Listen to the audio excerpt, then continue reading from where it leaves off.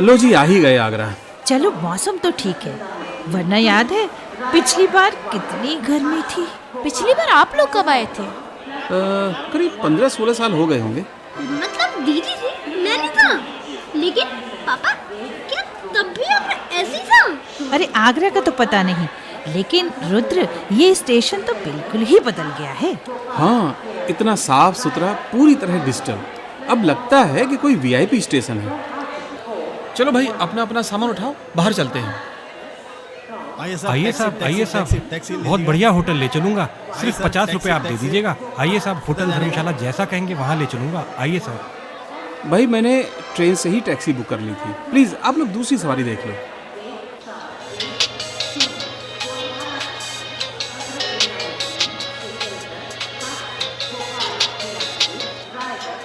लगता है taxi driver का फोन होगा। यस, क्या नंबर बताया? UP 80। हाँ, ओके, हाँ देख लिया मैंने। लो भाई, टैक्सी भी आ गई। हाँ, जरा डिक्की खोलो भाई। पापा मैं आगे बैठूंगा। हाँ बैठ जाना। अरे रुद्र, पापा को आगे बैठने दो, तुम पीछे आओ। चलो पीछे आओ। अरे बैठो जल्दी। हाँ, सीधे पहले होटल चलना है, मैंने बुकिंग करते समय ही बता दिया था। दुनिया की सैर कर लो, दुनिया की सैर कर लो, दुनिया की सैर कर लो, दुनिया की सैर कर लो। इंसान के दोस्त बनकर इंसान से प्यार कर लो। पापा चाय पीकर तो मजा ही आ गया। पापा मुझे बहुत जोर से भूख लगी है। हाँ, कुछ खाने को भी मंगा लेते तो फिलहाल छुट्टी हो जाती। ठीक है, जरा मेनू कार्ड उठाना। कार्ड में तो डोसा, चाउमीन, बर्गर, छोले भटूरे, सब्जी पूड़ी, यानी साउथ इंडियन भी और नॉर्थ इंडियन भी। प्रिया, ये सब तो सभी जगह मिल जाता है। आगरा का कुछ स्पेशल नाश्ता हो तो वो किया जाए ना। हाँ मम्मी। वेटर सुनो, ये बताओ इसमें आगरा की क्या स्पेशलिटी है? सर, बेड़ई जलेबी। अच्छा ये बताओ, ये इतनी भीड़ आज ही है या रोज ही रहती है? सर हाँ, भीड़ तो होती है। अब ज़्यादा तो मुझे नहीं पता, आप हमारे होटल के मालिक साहब से पूछिए, वो विस्तार से आपको बताएंगे। वो देखिए सर, वो बैठे हैं। नमस्कार, मैं दिल्ली से आया हूँ यहाँ घूमने आगरा में। आपका होटल बहुत अच्छा है। अब ये जिज्ञासा हो रही है कि यहाँ पर जो अब मेनू कार्ड में बहुत सारी चीज़ें हैं, तो आगरा की क्या खूबियाँ हैं जो हम उसको एंजॉय कर सकते हैं? देखिए, अब आप इस शहर में आ गए हैं तो ये शहर तो अपनी कई खासियतों के लिए वैसे ही जाना जाता है। केवल इमारतें ही नहीं, केवल यहाँ के बाग बगीचे ही नहीं, यहाँ की एक संस्कृति ही नहीं, बल्कि यहाँ की व्यंजन भी जो है अपने आप में अद्भुत हैं। सुबह यहाँ पर जो लोकल है, बढ़ई आलू का नाश्ता और शाम को समोसे का, और शाही पकवानों के साथ साथ जो सम्मिश्रण हुआ मुगलाई खाने का, उतना लजीज और उतना बेहतरीन कि जिसका नाम सुनते ही मुंह में पानी आ जाए, मैं समझता हूँ किसी और शहर के नसीब में नहीं है। इसके अलावा दाल मोठ, पेठा, जाते हुए और यहाँ रुकते हुए कोई भी ऐसा पर्यटक नहीं होगा जो कि उसको चखना या साथ ले जाना नहीं चाहता होगा।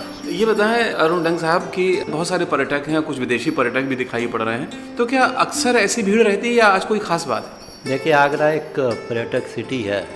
भारत को जब भी दर्शित करना होता है तो फेस ऑफ द कंट्री के रूप में आगरा को दर्शित किया जाता है। जितने हमारे वर्ल्ड के ट्रैवल मार्ट होते हैं वो इसको जब प्रमोट करते हैं तो उस समय हर जगह ताजमहल लगाते हैं। काफ़ी समय तक पूरे विश्व में केवल मात्र आगरा ही ऐसा शहर रहा जहाँ 3 विश्वदायी संपत्तियाँ थीं, ताजमहल, आगरा फोर्ट, फतेहपुर सीकरी। बाद में रोम और दिल्ली भी आए, लेकिन 2 और इमारतें यहाँ की, सिकंदरा और इत्माद-उद-दौला का प्रस्ताव यूनेस्को को भेजा हुआ है। अगर वो हो जाती हैं विश्वदायी संपत्ति में, तो आप यकीन मानिएगा कि आगरा फिर एक इकलौता शहर हो जाएगा जहाँ 5 विश्वदायी संपत्तियाँ होंगी। तो ये अपने आप में बहुत बड़ी बात है जो पर्यटकों को आकर्षित कर रही है। और आज सरकारी आंकड़े भी इस बात को बताते हैं कि भारत में हर आने वाला चौथा पर्यटक जो है वो आगरा देखना चाहता है। साल भर में कितने पर्यटक आगरा घूमने आते होंगे? देखिएगा, इसको हम ये मान लिया जाए कि आगरा में जो आया है वो ताजमहल जाएगा ही, उसका एक क्राइटेरिया लेके चले तो तकरीबन 8 लाख विदेशी पर्यटक है और तकरीबन 40 लाख देशी पर्यटक हैं। ये एक अच्छी खासी संख्या है, लेकिन अब भी जितनी आगरा में संभावनाएं हैं और हो सकती हैं, तो ये संख्या डबल भी हो सकती है। तो इससे अर्थव्यवस्था में बहुत सकारात्मक सहयोग मिलता होगा। एक साल में मोटा मोटा कितनी समृद्धि होती होगी यहाँ की अर्थव्यवस्था में? हमारी जो एसोसिएशनें हैं, फेडरेशन है, फिक्की है, आयाटो है, टूरिज्म गिल्ड ऑफ आगरा है, इसके अतिरिक्त टाई है, ये एक ट्रैवल ट्रेड की नामी संस्थाएं हैं। ये अपने स्तर पे सर्वे करती रहती हैं। एक मोटा मोटा अंदाज़ा ये है कि होटल रेस्टोरेंट के व्यवसाय से प्राप्त होने वाली राशि 1000 करोड़ रुपया साल की है और एम्पोरियम और ट्रैवल एजेंट्स के माध्यम से 1500 करोड़ है। तो ऐसे 2.5 से 3000 करोड़ रुपया साल का हम भारतीय सरकार को अर्थव्यवस्था के अंदर अपना योगदान दें। देखिए, आगरा में वैसे भी बहुत सी संस्कृतियों का समागम है। यहाँ पे टर्किश मॉन्यूमेंट भी मिल जाएंगे। मुग़लों के आने के बाद में समरकंद से लेके अफ़गानिस्तान से लेके भारत जो है उसमें विभिन्न संस्कृतियाँ जो पंजाब की तरफ से भी आईं, अफ़गानिस्तान की तरफ से भी आईं, ईरान इराक से भी आई, समरकंद से भी आई। तो इनका एक समागम आगरे में हुआ। कुछ इस तक मुगलाई रक्त के अंदर एक सम्मिश्रण मंगोलिया का भी था, तो वो भी इसमें आया। इसके बाद में जैनिज़्म भी है, बुद्धिज़्म भी है, ईसाईयत भी है और इस्लाम के अंदर सूफीज़्म जो है वो भी एक बहुत बड़ा रोल प्ले करता है। उसकी अपनी एक अहम भूमिका है। तो इन सब का मिला जुला एक संस्कृति है। बहुत बहुत धन्यवाद, बहुत रोचक जानकारी मिली आपसे। अब हम लोग जा रहे हैं ताजमहल घूमने। हमारी शुभकामनाएं हैं। आगरा एंजॉय कीजिए।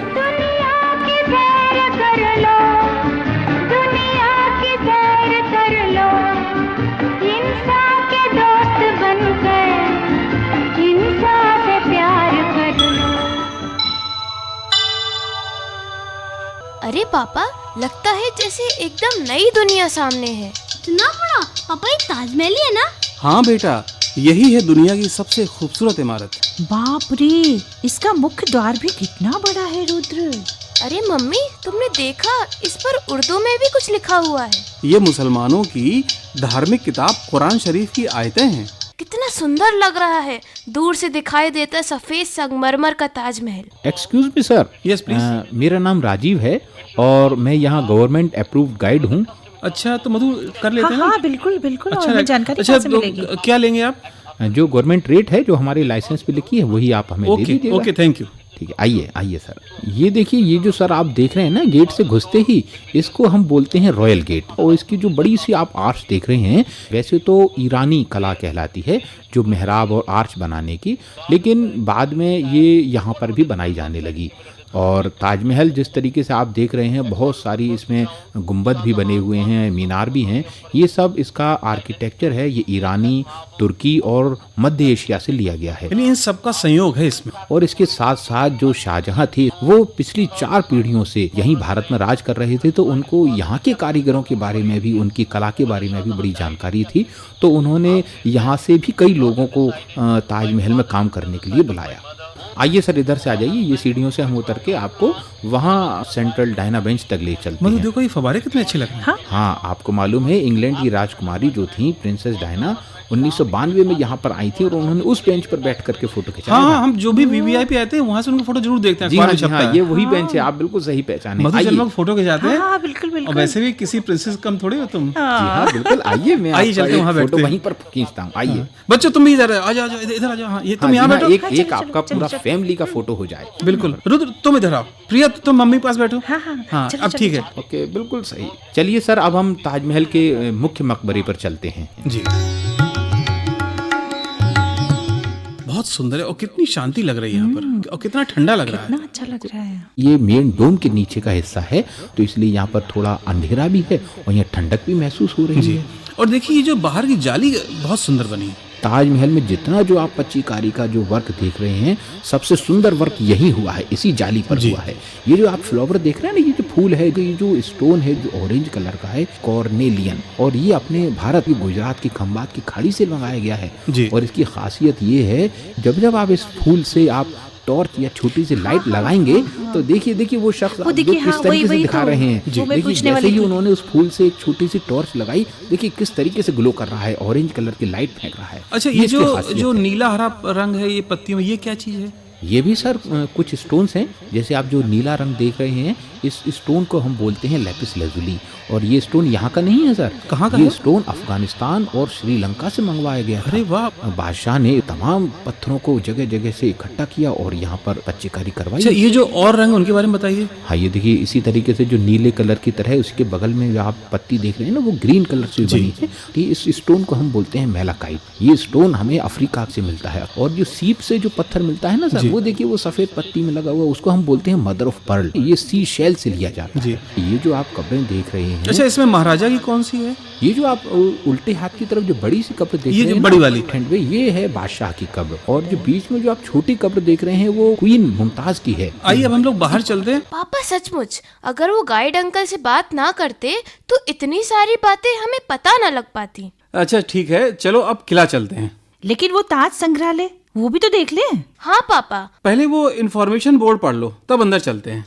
लिखा है कि ये सन 1982 में शुरू हुआ था। इसमें 4 कक्ष हैं और इसमें miniature paintings, Mughal manuscript paintings, मुगलों के समय के अस्त्र शस्त्र, कैलीग्राफी स्पेसिमेन, कुरान स्टैंड वगैरह रखे हैं। और पापा आखिर ये कैलीग्राफी होता क्या है? बेटा, ये अक्षरों को यानी लेटर्स को कलात्मक तरीके से लिखने की कला है। आइए इसके अंदर चलते हैं। अच्छा बताइए, ये सब ये जो बड़ी सी एक तश्तरी से रखी, ये क्या चीज़ है? ये जो तश्तरी आप देख रहे हैं ना सर, ये हरे से कलर के पत्थर की जो बनी हुई है, ये एक ऐसी तश्तरी, ऐसी रकाबी होती थी जिसमें कि कोई पॉइजनस फूड यानी कि जहर मिला हुआ विषयुक्त खाना वगैरह डाल दिया जाता था, तो ये तुरंत अपना रंग बदल देती थी या 2 हिस्सों में टूट जाती थी। तो आप समझते होंगे जैसे महाराज को कोई विष देना चाहता है तो इसमें खाना डाल करके चेक कर लिया जाता था। जी। अच्छा, ये इधर हाथी दांत के जो ये रखा, ये क्या है? ये सर देखिए, आप फ्रेम में जो लगे हुए हैं, जो दोनों महाराज और महारानी के चित्र हैं, ये हाथी दांत पे उकेरे गए हैं। और उस समय में फोटोग्राफी तो होती नहीं थी, तो इसी तरीके की पेंटिंग बनाई जाती थी। वो देखिए कितनी चित्रित, कितनी जीवंत लग रही है। बहुत सुंदर बने हुए। और भैया ये जो किताबें रखी हैं कुछ मोहर जैसी लग रही हैं, पांडुलिपि कुछ। ये सर, ये सब फरमान के ऊपर, महाराज बादशाह के जो शाही फरमान के ऊपर मोहरें लगाई जाती जो ऑर्डर्स हुआ करते थे। ऑर्डर्स हुआ करते थे, जो किसी चीज़ को किसी को देना है तो उसका जो पूरा सम्मान दिया जाता था, ये सब उनके मोहरें हैं, शाही मोहरें और उनके जो हस्ताक्षर हैं। तो भैया यहाँ पर जितनी भी सारी चीज़ें कलात्मक दिखाई दे रही हैं, क्या ये सब वहाँ उस समय प्रयोग हो चुकी हैं? वो सब चीज़ें हैं ना? उसी समय की देखिए, यहाँ पर विभागीय मोहर भी लगी हुई हैं और 17वीं शताब्दी और 18वीं शताब्दी ये भी लिखा हुआ है। तो इसका मतलब ये उसी समय की है, सैकड़ों साल पुरानी है। और ये चमकता हुआ सोना सा ये सिक्का क्या है? ये ताजमहल के ऊपर यूनेस्को और फ्रांस सरकार द्वारा निकाला गया 200 यूरो का सिक्का है। ये शुद्ध सोने का बना हुआ है। अरे वाह। इसके एक तरफ यूनेस्को हेडक्वार्टर का फोटो बना हुआ है और दूसरी तरफ अपना ताजमहल बना हुआ है। लो जी, ताजमहल तो हो गया, चलो अब किला चलते हैं।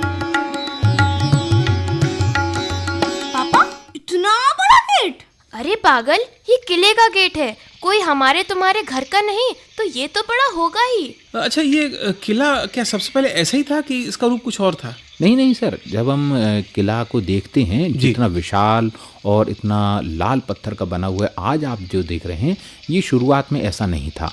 इसकी जगह पर एक मड फोर्ट हुआ करता था जिसको बोला जाता था बादलगढ़ का किला। ये जो आप किला देख रहे हैं, ये सम्राट अकबर ने बनवाया था।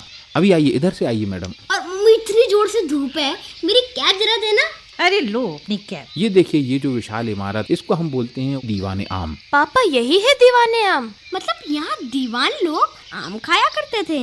बस कुछ भी। देख इधर क्या लिखा है, यह बादशाह का जनता दरबार था, वह ऊपर संगमरमर का सिंहासन है। भैया ये बहुत बड़ा बर्तन सा बीच में दिखाई दे रहा है, ये क्या है? ये कुछ अलग सा कुछ? हाँ, ये आप देखिए, यहाँ पर लिखा हुआ है जहांगीर का बाथ टब। देखिए, आइए बच्चों, आइए हम आपको एक चीज़ दिखाते हैं। ये देखिए, यहाँ पर लिखा हुआ है न्याय की जंजीर। न्याय की जंजीर सर, यहाँ पर एक आपने सुना ही होगा, सम्राट जहांगीर के समय में न्याय बहुत मशहूर था। तो यहाँ पर जो आप लिखा हुआ है, जिस तरीके से यहाँ पर उनकी जंजीर यमुना के किनारे पे लटकी रहती थी और उसका जो घंटा था अंदर किले में टंगा रहता था। जब भी कोई फरियादी आता था, जंजीर को खींचता था और घंटे की आवाज़ महलों में सुनाई देती थी। ये देखिए सर, ये जो इमारत है, इसको हम बोलते हैं मुसम्मनपुर। ये आगरा किला की सबसे सुंदर इमारतों में से एक है और आप आपने जो भी इमारतें यहाँ पर देखी, चाहे उन पर कार्विंग का वर्क हो रहा हो या कोई लिखा हो या कोई पेंटिंग हो, लेकिन यहाँ की जो आप कलरफुल वर्क जो देख रहे हैं वो वही वर्क है जो अब हम ताजमहल में देख के आ रहे हैं, यानी कि पच्चीकारी। आगरा की जो किले की जो इमारत हैं उसमें ही सिर्फ इसी इमारत पर पच्चीकारी हो रही है जी। तो ये वही इमारत है जहाँ पर बादशाह शाहजहाँ अपने अंतिम दिनों में अपने ताजमहल को निहारा करते थे। अच्छा, ये वही जगह है? जी हाँ, ये वही जगह है। और देखो यहाँ से ताजमहल कितना अच्छा दिख रहा है। बिल्कुल यमुना का किनारा और ताजमहल का श्वेत पूरा वातावरण, मजा आ गया देख के। और देखिए यहाँ से जब हम नीचे उतरेंगे समुद्र ब्रिज से, आइए मेरे साथ आइए, ये देखिए जो अब जब हम यहाँ पे अरे रुद्र जरा उंगली पकड़ो हमारी, अकेले मत दौड़ो वहाँ पे। हाँ बेटे इधर आओ। प्रिया तुम इसका हाथ पकड़ो। अरे साथ साथ चलो सब लोग, क्यों आगे आगे भाग रहे हैं? देखिए सर, ये आइए, ये जो यहाँ से हम गेट में से इसको देख रहे हैं, ये जो है शीश महल। इसमें जो भी आप चमकदार वो देख रहे हैं ना, ये सब मिरर्स हैं। सीरिया में एक शहर है अलिप्पो, ये सारे मिरर्स वहाँ से इंपोर्ट किए गए। और अब हम आपको लेके चलते हैं दीवाने खास, जहाँ पर बादशाह अपने मिनिस्टर्स और अपने गवर्नर्स के साथ बैठते थे। आइए देखिए, ये जो नीचे से जो आपको ऊपर इमारत दिखाई दे रही है, यही दीवाने खास है। अच्छा, अब जल्दी जल्दी बाकी हिस्सा भी घूम लेते। ये कहाँ रुक गए पापा? क्या ये भी कोई पर्यटक स्थल है? ये है उत्तर प्रदेश पर्यटन कार्यालय। मैंने सोचा कि जब आगरा आए हैं तो डिप्टी डायरेक्टर साहब से भी तुम लोगों की मुलाकात करा दूं। डिप्टी डायरेक्टर साहब मेरे पुराने मित्र हैं। अमित जी नमस्कार। अरे भाई बहुत दिन बाद मिले, आप कब आ गए आगरा? अरे मैं तो अभी 3 महीने आया। और आप कैसे हैं भाई? आप तो बहुत अच्छे दिन घूमने आए, क्योंकि आज 27 सितंबर है, जो ऑल ओवर वर्ल्ड विश्व पर्यटन दिवस के रूप में मनाया जा रहा है। तो आप वर्ल्ड टूरिज्म डे के दिन घूमने आए। और टूरिज़्म प्रमोशन के लिए तो सरकार पूरे उत्तर प्रदेश में ही जो है कृत संकल्प है। माननीय मुख्यमंत्री जी जो है वो पर्यटन के सतत विकास के लिए वचनबद्ध हैं। उसमें भी आगरा जो है वो टूरिज़्म के मैप पे काफ़ी इम्पॉर्टेंट जगह रखता है, न केवल उत्तर प्रदेश में बल्कि पूरे भारत में और वर्ल्ड में। हमारे विभाग की एक ताजमहल की वेबसाइट भी बनी हुई है जिस पर सारी जानकारी आपको मिल सकती है। हमारे यहाँ विभाग से एक टूरिस्ट गाइड मैप भी बना हुआ है, जो अभी भी बहुत से लोग जो ट्रेडिशनल टूरिस्ट हैं वो बजाय ऑनलाइन और या इलेक्ट्रॉनिक मीडिया पे देखने के बजाय वो मैप या उन पर देखने का, लिटरेचर को देखना पसंद करते हैं। तो आगरा पे हमारे यहाँ टूरिस्ट लिटरेचर भी छपा हुआ है, रोड मैप भी है, जिसमें कि न केवल ताजमहल, फोर्ट या फतेहपुर सीकरी, अन्य जो टूरिस्ट अट्रैक्शन की जगह हैं उनको भी बताया गया है। यहाँ पे टूरिस्ट पुलिस भी रहती है। उसका नाम टूरिस्ट पुलिस दिया गया, लेकिन उसका उद्देश्य बेसिकली क्या है? टूरिस्ट को असिस्ट करना। और ये जो आप आए हैं आज वर्ल्ड टूरिज्म डे के दिन, यहाँ आज की जो थीम भी है इस बार जो यूनाइटेड नेशंस ने फिक्स की है, tourism and the digital transformation है। तो आप नेचुरली देख रहे हैं कि आज से 20 साल पहले जो टूरिज्म का जो एक स्वरूप था, पहले लोगों को जानकारी नहीं होती थी, कहीं लिटरेचर ढूंढते थे, किताब ढूंढते थे, एक दूसरे से लोग माउथ पब्लिसिटी करते थे। आज एक 1 क्लिक पर अवेलेबल है। मोबाइल सब आजकल स्मार्टफोन है, मोबाइल पे आप खोलिए, उस जगह के बारे में सारी जानकारी है। इस बार की थीम भी वर्ल्ड टूरिज्म डे की है और मैं चाहूँगा कि आप एक आध दिन और रुक के और भी जो टूरिस्ट प्लेसेस हैं उनको घूमें। आपका बहुत अच्छा सुझाव है, हम जरूर रुकते हैं और फिर आप मिल गए तो क्यों ना रुकें। चलिए बहुत अच्छा लगा, फिर मिलते हैं, अगली बार आएंगे, फिर मुलाकात होगी। नमस्कार। नमस्कार। दुनिया की सैर कर लो, दुनिया की सैर कर लो, दुनिया की सैर कर लो, दुनिया की सैर कर लो। इंसान के दोस्त बनकर इंसान से प्यार कर